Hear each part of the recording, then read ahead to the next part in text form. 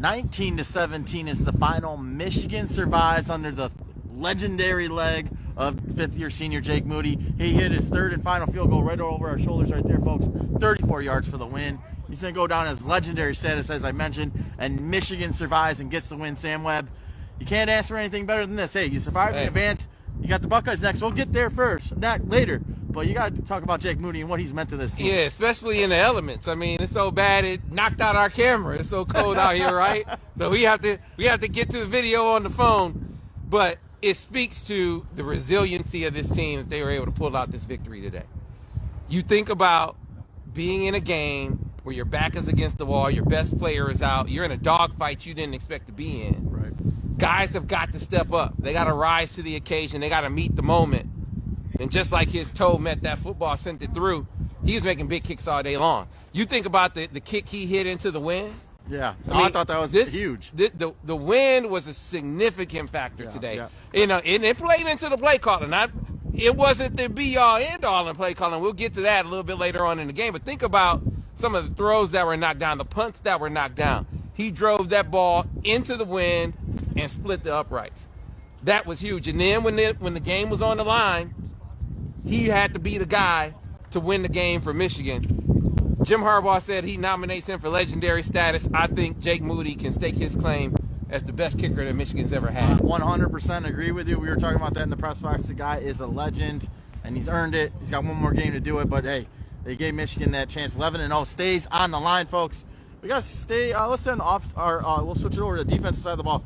Jake Moody wouldn't have had that chance to kick that game-winning kick if that defense didn't stick Illinois there. Yeah, man. At the end of the game. Obviously, the Illini had their third quarter run, but Michigan's defense kept them in this game. Look, we're going to talk about why they were in this circumstance down the line. We're going to get to what they have to work on, because we know that the way they play today, especially in the passing game, will get them beat in Columbus. But you have to win when you don't play your best. Right. They're going to be those days. This was one of those days where you better figure it out. Right. Don't you feel better that they won this game than you would have felt if they lost? That's what you got to ask yourself. So you never apologize for a victory. You don't complain about how you won. You just accept the victory. You taste the victory, right? When you're driving in the storm, you're just happy you made it home safe. Right. They made it home safe, Sam. So the defense. Let's talk about this defense. Having to figure out a way to save the day, because the offense was on the struggle bus today. Again, so much of what they do is based on Blake Corum and Donovan Edwards. And you get halfway through this game, and those guys are out. Now, what do? And Illinois came to play. And so you have guys on defense that have to step up. I mean, think about the fourth down stops and think about the different guys who stepped up. I mean, early in the game, Mason Graham is a one-man wrecking crew, right? He's making plays left and right. Late in the game, think about the series. You had Kenneth Grant make a play. Then right after that, in the open field, you have Rod Moore come up and make a stick. And then you have DJ Turner come up and make a guy after guy after guy came up making big plays when they had to make them. That you can't compliment Jesse Minter enough for his third down pressures. His third down pressure scheme is outstanding, and getting his defense dialed up on a day where there was no margin for error. After that touchdown, you know, the first touchdown that they've given up in the second half in 6 weeks or so, after that, they slammed the door. That's what they knew. They had no margin for error. They gave their offense and their special teams a chance to come through and win the game. So between Jake Moody and the defense, they both get game balls. I can't even pick between them, because this was the kind of effort that you have to have when you're struggling in a phase of the game like they were on offense today. Well, Harbaugh said in the post game, a lot of heroes today, and as you mentioned, Moody and the Michigan defense. Now we got to talk about the offense. Yeah. Obviously, Blake Corum had 100 yards on the day right before the half. They're driving, fumbles the ball, but the key thing is bruises his knee, hurts his knee. We don't know the actual prognosis, but he went out. It looked bad. He came back, and at the start of the second half, jogged out, got the applause, but only came in for 2 plays. There's a lot to know, and his prognosis throughout the week is going to be something that everyone's going to be detailing. Yeah. But Michigan struggled after that. Their offense really had to find its way, especially in these elements. But J.J. McCarthy finally found that, got him in the right place to get Moody to get the game-winning kick. So you talk about balance on a team, right? Now, you know they're mostly a run team. They're a run-first team. But you want to have some semblance of balance, right? The problem for them is when they lost their stalwarts. And that's no small thing. Look, losing Blake Corum is no small. That's not like losing any guy. No, right? Doug Walker. That's a Heisman Trophy favorite, right? So that's not small. And not having his backup is not small either. But there was no aspect of the passing game that was in rhythm today. Not the quarterback, not the receivers, not the play call. Right? So I look at this, and we've been talking all season long about can they dial it up when they need it. And when you look at the way that they use their passing game, it's like J.J. McCarthy is either a game manager or he's an established star quarterback. If he's a game manager, you kind of just manage the damage, right? You kind of limit. Hey, just don't get us beat. That's how you coach a game manager. An established star quarterback, you cannot have him throw back-to-back passes for 3 quarters, right? He can throw. You can wait until the end of the game, and he'll be in a rhythm already. But JJ's not. He's not a game manager. He's more talented than that, and he's not an established veteran quarterback, an established veteran star either. So he's got to be put in a rhythm. I agree. There was 100%. There was no rhythm to his throwing as you got deeper in the game. And you look at, conversely, the way Illinois played this game. I mean, they didn't have world beater stats for Tommy DeVito, but whether they were with the win or even into the win, they were throwing the football. They were giving them rhythm throws. They were making Michigan respect their passing game. There was a total disregard and disrespect for Michigan's ability to throw this football. No doubt about it. You look, and so I saw people saying, well, look, why are Michigan's corners playing so far back? Why are they giving them so much cushion? Because Illinois had established the threat. By the time Michigan gets late in this game, they have no fear at all. They are playing like this. They are. I know. I just invaded your personal space. You did. That is how Illinois was playing Michigan's receivers. They were daring you, and so run blitzing every single first down. I mean, it was no secret that they're like, oh, they can't throw on us. They're all out every single time. And so now you're compounding the problem. You aren't in a rhythm throwing. Your receivers aren't in a rhythm catching the football, because let's not forget, there were some big drops. I mean, you had a play action pass early in the first quarter of this game that was right between the receiver's hands, and then on a 4th down call, I mean, there was an offsides that should have been called by the ref. That wasn't called. Question whether you throw the ball on 4th and 6. I'm putting there, right? Just trying to get to the point where make them go into the win, right? Let's try to string this out, and make it so they have to have some of that drive into the win, and that didn't work.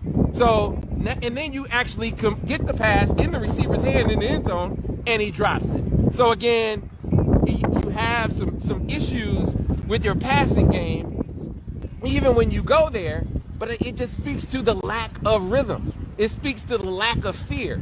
And so if it's me, I've never been confused with as a play caller, but you got to be intentional about getting JJ in the rhythm early in the game. Just like if I will take for granted that my running game is going to be able to work. If Blake is able to go, or Donovan is able to go, I'm going into that game knowing that those guys click. And I'm not saying you go in planning to throw it 50 times, but go in. What is JJ like? What are some high percentage throws that we can use to get him in a rhythm? Let's throw back-to-back plays to try to get that rhythm established, and then run off of that. Because there were some opportunities that I think about early in the game. You think about the second quarter, the drive that JJ gets hurt on. I mean that Blake gets hurt on. There's a 2nd and 1 call, right? I think it was the second play of the drive. This 2nd and 1, and you're with the win. That is a prime play action pass down. They get hit for a loss on that play, and they are hit for no gain on that play, and they wind up having to get the first down on 3rd down there. But that's the kind of thing that I'm talking about. Taking shots when they're there, taking the shots when they're there, and then establishing a rhythm for your quarterback. So as the quarterback goes back to the well and works on his game, because he missed some things. He missed Colston Loveland on back-to-back plays. Colston Loveland was running wide open in the end zone when he missed the guy in the flat, and then he overthrew him on the next play. They wind up having to settle for a field goal, right? So he missed some things. He was totally out of rhythm. He was seeing ghosts because they were coming with the pressure all the time. And like I said, you compound your issue when you call all the first down run plays. Now Michigan is either hit for no gain or they're behind the sticks. Now you're in second and long, and you're already out of rhythm. So that just makes the passing issues worse, right? So quarterback has to work on getting himself together for this game against Ohio State. Receivers got to make some more plays, man. I mean, when the ball is in their hand, they got to do a better job of catching the football. And then as the play callers, when they go back and look at their first down play call selection, I mean, it leaves a lot to be desired, especially when you get in late in the game and they're run blitzing every down. That's the kind of thing. So it's not just on the players. It's not just on the quarterback. It's not just on the receivers or the play call. It's all of them. Because this effort will get you beat. Now, let's not bury the lead. They won this game. They figured out a way on a day when they didn't play their best to win the football game. That is the most important thing. You have lived to fight another day, and there are opportunities to get better in time for Ohio State. Sam's, I'm freezing my butt off. My hands are freezing. We're battling the elements here, but we can't leave the field. I have to ask you about it. We got to talk about it. Please try to give me 3 minutes. I love you. You know that. All love. But we got Ohio State coming up 7 days from now. I'll be down at C-Bus. We're going to do a bunch of pregame stuff. Look for all that coverage. But let's do a deep dive. 3 minutes. I want a hot response. So it's the game is here. No, let me set it up. Yeah. The game is here. Ohio State will likely be undefeated. Michigan is undefeated. Mm-hmm. Biggest matchup we've had in years as far as like undefeated matchup. How excited are you for this game, and what are your key points in 3 minutes, Sam, as we look forward to this game? Super excited. It should be a collision of the unbeatens. Two teams that are very talented. Two teams that have basically their playoff lives on the line. The loser probably doesn't go. Right? So, both teams are battered, too, at the running back position. That's more problematic for Michigan. Right. So, huge key this week to see what the deal is with Blake Corum. Jim said he was cleared to go back in the game. Clearly, he wasn't right. We saw him in the warm-ups. He was still a little gimpy on that leg. He's going to check him out tomorrow. He said no structural damage. That's the good news. So hopefully they have one or both of those guys that can go next week. You go into this game, I still think Michigan has the physical advantage, but if you go in and they don't have to respect the pass at all, they're good enough to slow Michigan down on the ground. Period. They're good enough to do that. They're good enough to load the box and slow Michigan down, especially with your running backs hindered, and if they have zero respect for the pass game. So Michigan has got to do a good job this week of getting some things in line, getting JJ a rhythm. However you do that, however they figure that, whatever, I don't know if it's more play passes, I don't know what you do. More, they broke out the screen. That was a good little wrinkle this week. Give him some rhythm throws to get him established early and make them respect the passing game so they aren't crowding your run as disrespectfully as we saw Illinois doing today. You got to make them respect your son to clear up some room in the run game, because if you don't, JT Tuialamululu, I don't know how you say his name. That dude's a ball player. They got enough ball players to slow you down enough. And, like I said, Michigan's running backs being banged up more problematic for Michigan and Ohio State, because they want to throw it to their guys anyway. And they got weapons in the passing game that even on a cold day, like we saw last year, Michigan ran them over, but those receivers made some big-time ball plays.